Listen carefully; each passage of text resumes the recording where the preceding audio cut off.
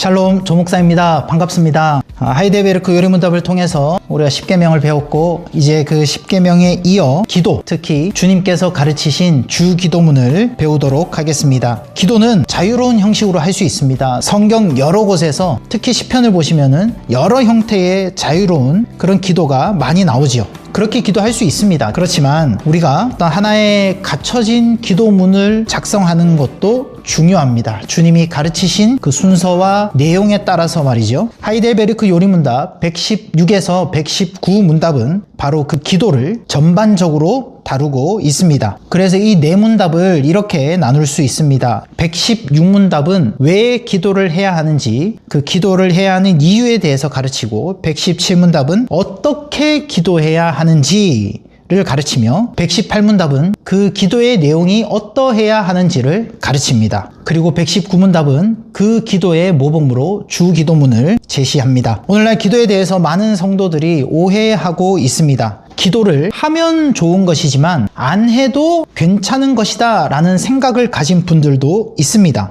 하지만 이것은 기도를 간구로만 생각해서 생긴 오해입니다. 이런 생각을 가진 사람들은 자신이 간구할 것이 없다면 기도하지 않아도 괜찮다라고 생각하죠. 급한 일이 없다면 기도를 중요하게 생각하지 않을 겁니다. 그래서 116문답은 이런 오해를 가진 자들에게, 신자에게 기도가 필수적이라는 사실을 두 가지 측면에서 가르치고 있습니다. 116문답은 그리스도인에게 왜 기도가 필요합니까? 라고 묻고 이렇게 답을 합니다. 기도는 하나님께서 우리에게 요구하시는 감사의 중요한 부분이며, 또한 하나님께서는 그의 은혜와 성신을 오직 탄식하는 마음으로 쉬지 않고 구하고 그것에 대해 감사하는 사람에게만 주시기 때문입니다. 신자에게 기도가 필수적인 첫 번째 이유는 기도가 하나님의 명령이기 때문입니다. 특히 요리문답은 하나님께서 우리에게 요구하시는 감사의 가장 중요한 부분이다 라고 가르칩니다. 그러니까 감사를 표현하는 가장 마땅한, 합당한 그 바른 길이 기도라는 것이죠. 하나님께서는 우리를 죄와 비참함에서 구원하셨습니다. 구원받은 자는 구원하신 분께 당연히 감사로 반응해야죠. 이 감사의 반응은 시간을 들이고 힘을 들이고 재능을 들이고 물질을 들일 수도 있습니다. 그런데 무엇을 하든 어떤 감사의 반응을 보이든 반드시 마음이 담겨야 하죠. 기꺼이 즐거이 자원하여 감사로 반응해야 합니다. 이렇게 마음이 담긴 합당한 감사의 반응을 가장 잘 표현하는 것이 기도라는 것입니다.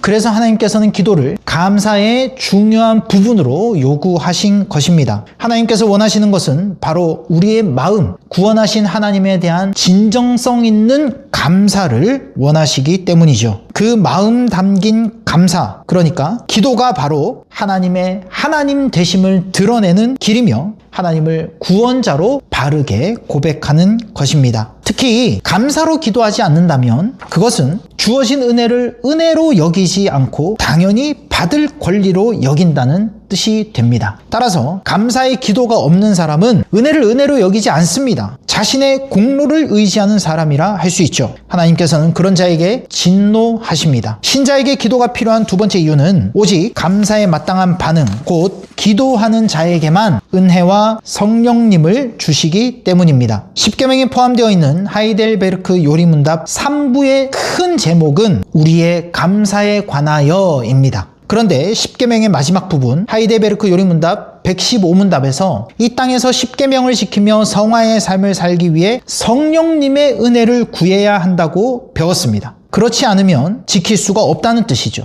그리고 오늘 116문답에서 성령님께서 그 은혜를 기도라는 통로를 통해 주신다고 가르칩니다. 그러니까 구원받은 자의 마땅한 삶, 감사의 삶은 나의 의지로 되는 게 아니라 기도로 가능하다는 것입니다. 그러나 여기서도 오해하시면 안 됩니다. 그저 지성이면 감천이다 라는 식으로 그냥 빌기만 하면 다 된다 이 뜻이 아닙니다. 오래 기도하면 다 된다 이걸 말하는 게 아니죠. 그래서 우리는 기도라는 것이 왜 은혜의 통로인지를 먼저 생각해야 합니다. 요리문답은 기도로 은혜를 쟁취한다고 말하지 않습니다. 다시 보십시오. 또한 하나님께서는 그의 은혜와 성신을 오직 탄식하는 마음으로 쉬지 않고 구하고 그것에 대해 감사하는 사람에게만 주시기 때문입니다. 하나님께서 주신다라고 말합니다. 즉 성령의 은혜는 오직 성부 하나님께 속한 것입니다. 그러면 기도는 무엇입니까? 은혜가 하나님의 것임을 인정하는 행위지요. 나에게 속한 것이 아니라는 뜻이죠. 내가 쟁취할 수 있는 게 아니라는 말입니다. 그래서 기도는 은혜가 하나님께 속했음을 고백함과 동시에 내가 쟁취할 수 없다는 나의 전적인 무능력을 함께 고백하는 행위라고 할 수 있습니다. 자녀가 자신의 능력 없음을 알고 부모님께 온전히 의지해서 용돈을 구하면 부모님은 사랑과 긍휼의 마음으로 주십니다. 그런데 대뜸 와서 갑자기 부모님에게 용돈 줘! 라고 말하면 어떻게 대답합니까? 맡겨놨냐? 라고 답하지요. 우리는 내가 받을 은혜를 하나님께 맡겨놓은 게 아니라는 점을 늘 기억해야 합니다. 나의 것은 없습니다. 그저 나의 것으로 주시면 그것이 은혜입니다. 기도가 바로 그런 신앙의 고백을 담은 행위이기에 기도라는 통로를 사용하셔서 은혜를 베푸시는 것입니다. 물론 감사와 사랑의 마음을 담은 바른 기도여야 하겠죠. 정리하면 기도는 하나님이 요구하시는 감사의 핵심이기에 성도라면 반드시 해야 합니다. 안 해도 괜찮은 게 아닙니다. 상황이 어떻든 반드시 해야 하는 것이 기도입니다. 또한 기도는 하나님께서 은혜를 베푸시는 통로입니다. 하나님은 기도 때문에 은혜를 베푸시는 게 아닙니다. 자판기에 동전을 넣으면 그냥 물건을 주는 것처럼 기도하기 때문에 자동적으로 은혜를 주시는 게 아니라는 뜻입니다. 겸손한 신앙 고백, 그것이 바로 기도입니다. 그 기도로 나아가는 자에게 감사의 삶, 십계명을 지키며 살 수 있는 성령님의 은혜를 베풀어 주십니다. 그러면 우리는 어떻게 기도해야 할까요? 겸손한 마음으로 하나님을 인정하며 기도해야 하는데 아무렇게나 하면 되겠습니까? 117문답은 이 기도를 어떻게 해야 하는지를 가르치고 있습니다. 이렇게 질문하죠. 하나님께서 기뻐하시고 들으시는 기도는 어떠한 것입니까? 답입니다. 첫째, 그의 말씀에서 자신을 계시하신 유일하신 참 하나님에게만 그가 우리에게 구하라고 명하신 모든 것을 마음을 다하여 기도합니다. 둘째, 우리 자신의 부족과 비참함을 똑바로 철저히 깨달아 그의 어미 앞에 겸손히 구합니다. 셋째, 비록 우리는 받을 자격이 없는 자들이지만 하나님께서 그의 말씀에서 약속하신 대로 우리 주 그리스도 때문에 우리의 기도를 분명히 들어주신다는 이 확실한 근거를 우리는 가지고 있습니다. 이 답은 요리문답에 나와 있는 대로 세 부분으로 나누어져 있습니다. 첫 번째 부분은 누구에게 기도해야 하는가, 우리의 기도의 대상이 누구인지를 가르칩니다. 둘째 부분은 기도하는 자세를 가르치고 마지막에는 기도할 수 있는 유일하고 확실한 근거를 가르치고 있습니다. 즉 하나님이 기뻐하시고 들으시는 기도는 기도의 대상, 기도의 자세, 기도의 근거가 성경에 일치하는 기도라는 뜻입니다. 여러분, 기도의 대상은 누구십니까? 성경을 통해 자신을 계시하신 유일하신 참 하나님이십니다. 기도의 자세는 어떠해야 하죠? 마음을 다해야 합니다. 자신의 부족함, 비참함, 악함, 은혜가 아니면 죄의 저주에서 벗어날 수 없다는 전적인 무능력에 대한 고백, 이것을 철저하게 직시해야 합니다. 그래서 함부로 가볍게 대할 수 없는 그 하나님의 존귀함 앞에서 그저 낮은 자세로 겸손히 구해야 합니다. 이것이 기도의 자세입니다. 마지막으로 기도할 수 있는 이유는 무엇입니까? 오직 예수 그리스도십니다. 예수님을 믿는 자, 예수님의 이름을 의지하는 자의 기도를 분명히 들어주겠다고 말씀하셨습니다. 내가 경건해서도 아니고 수려한 말로 기도하기 때문도 아닙니다. 기도의 시간, 근거가 될 수 없습니다. 기도의 소리 크기 안 됩니다. 어눌해도 두서가 없어도 소리가 크든 작든 예수님의 이름으로 예수님 안에서 했기 때문에 우리의 기도를 들어주시는 것입니다. 아무리 바르게 기도했더라도, 내용이 바르더라도 예수님의 이름이 아니면 듣지 않으십니다. 그래서 예수님의 이름으로 기도합니다, 아멘 이라는 말은 단지 기도를 끝낸다는 표시가 아닙니다. 그것은 이 모든 기도의 내용을 제가 아니라 예수님의 공로를 보시고 들어주옵소서라는 신앙의 고백이며, 오직 예수님만이 하나님과 나 사이의 유일한 중보자가 되신다는 그 사실을 인정하고 선포하는 말입니다. 성경이 가르치는 이 사실에만 확신을 가지고 기도해야 하나님이 기뻐하시는 기도를 할 수 있습니다. 예수님께서 하나님과 나, 그러니까 하나님과 우리 사이에 중보자가 되신다는 것이 굉장히 중요합니다. 이게 어떤 의미일까요? 그게 도대체 어떤 의미이기에 우리는 그 사실의 확신을 가지고 그 사실 위에서 기도해야 하는 것일까요? 예수님께서 중보자가 되셨다는 말은 단지 하나님과 나를 연결하는 통로가 되셨다라는 의미가 아닙니다. 그것을 포함해서 더 큰 의미를 가지고 있습니다. 우리는 예수님을 통해 하나님께 나아갑니다. 그런데 하나님께서도 예수님을 통해서 우리에게 오십니다. 반드시 예수님을 통해서 우리를 보시고 예수님을 통해서 우리를 만나시고 예수님을 통해서 우리와 교제하십니다.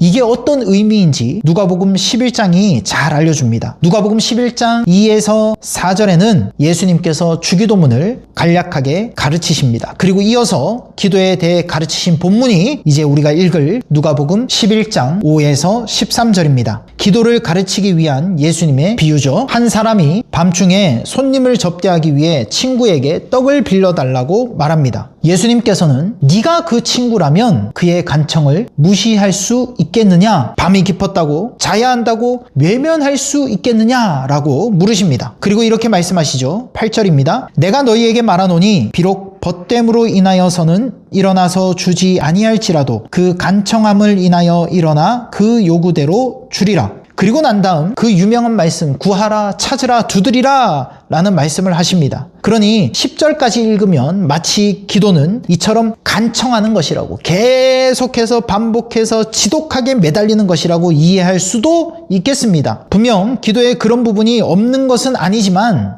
이 본문은 그런 맥락이 아니죠. 이어지는 11절에서 13절을 보십시오. 너희 중에 아버지 된 자로서 누가 아들이 생선을 달라 하는데 생선 대신에 뱀을 주며 알을 달라 하는데 전갈을 주겠느냐? 너희가 악할지라도 좋은 것을 자식에게 줄 줄 알거든 하물며 너희 하늘 아버지께서 구하는 자에게 성령을 주시지 않겠느냐 하시니라. 여기서는 기도에 대해 무엇을 가르치고 계신 것일까요? 간청하면 주신다? 아닙니다. 아들이 달라고 하는 대로 주신다? 그것도 아닙니다. 너희가 악할지라도 좋은 것을 자식에게 줄 줄 알거든. 여기가 핵심입니다. 아무리 악한 부모라도 그것이 자식에게 나쁘면 주지 않습니다. 자식이 간청했기 때문에 주는 게 아닙니다. 부모가 원하는 기도의 어떤 시간, 분량을 채웠기 때문에 주는 것도 아닙니다. 그러면 부모는 왜 이렇게 합니까? 이유가 무엇입니까? 부모이기 때문입니다. 자녀이기 때문이죠. 부모는 그저 자녀이기 때문에 그 자녀에게 가장 좋은 것을,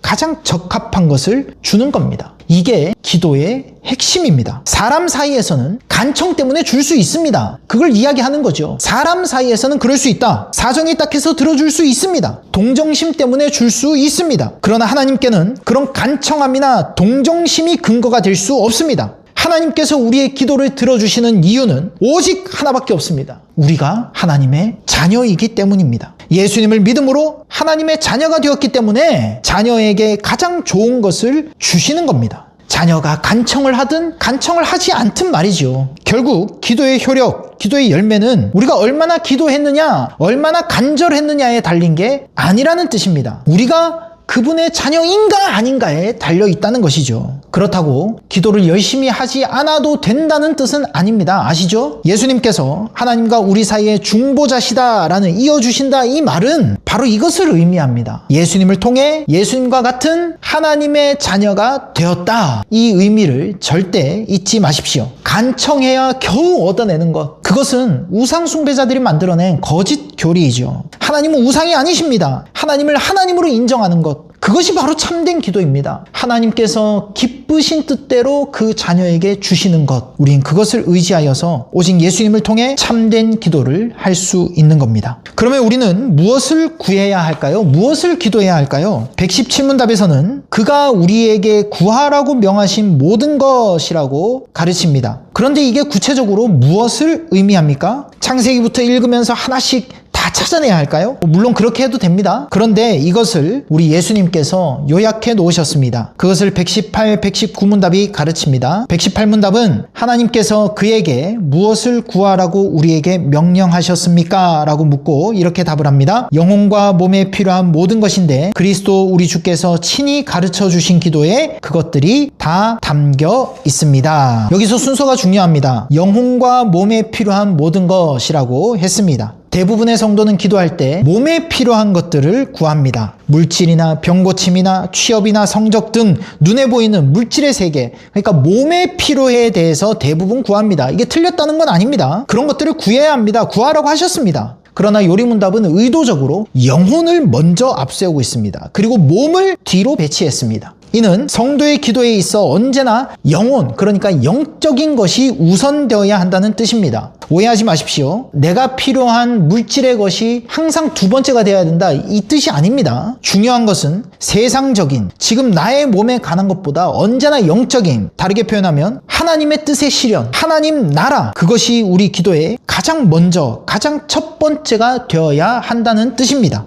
이런 기도의 대상, 내용, 자세, 순서를 잘 알려주는 모범 기도문이 바로 성경과 요리문답이 말하는 주기도문입니다. 주기도문은 마태복음 6장 9절에서 13절, 누가복음 11장 2에서 4절에 나옵니다. 대부분의 성도들은 마태복음 6장 9절에서 13절을 기준으로 주기도문을 외우고 있습니다. 하이델베르크 요리문답 역시 마태복음의 주기도문을 가르칩니다. 주기도문을 본격적으로 살펴보기에 앞서서 구조를 먼저 확인하는 것이 도움이 됩니다. 주기도문은 송영, 간구, 송영, 이렇게 크게 세 부분으로 이루어져 있습니다. 송영이라는 것은 영광의 말, 영광의 노래, 그러한 문구를 의미합니다. 풀어 설명하면 하나님의 능력, 하나님의 위엄, 하나님의 영광, 하나님이 하신 일, 하나님의 이름, 이런 것을 선포하거나 노래하는 것이 송영입니다. 이 송영이 주기도문의 시작과 끝에 배치되어 있고 그 중간에 간구가 있습니다. 이 간구는 또다시 두 부분으로 나누어집니다.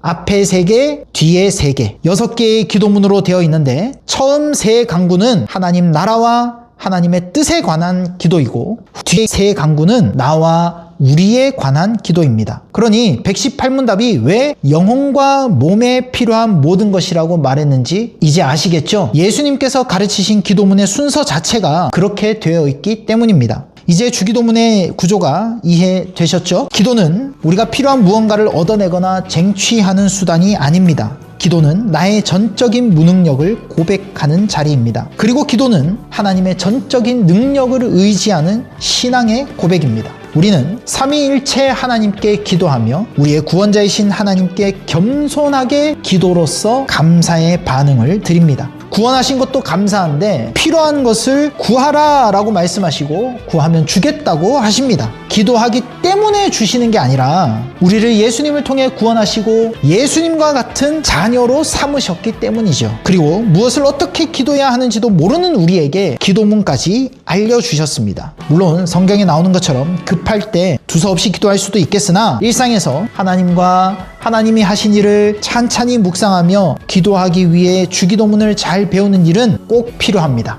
하나님이 기뻐하시는 기도, 바른 기도를 위해서 말이죠. 혹 우리 기도가 하나님을 협박하는 듯한 기도, 하나님과 협상하는 듯한 그런 기도였습니까? 혹 우리의 기도가 마치 하나님을 부리는 듯한 기도는 아니었습니까? 하나님께 명령하는 그런 교만한 기도는 아니었습니까? 이제 교정해야 할 때입니다. 앞으로 주기도문을 통해서 바르고 성숙한 기도로 한 걸음 더 나아가시길 바랍니다. 다음 시간부터 주기도문을 본격적으로 살펴보겠습니다. 감사합니다.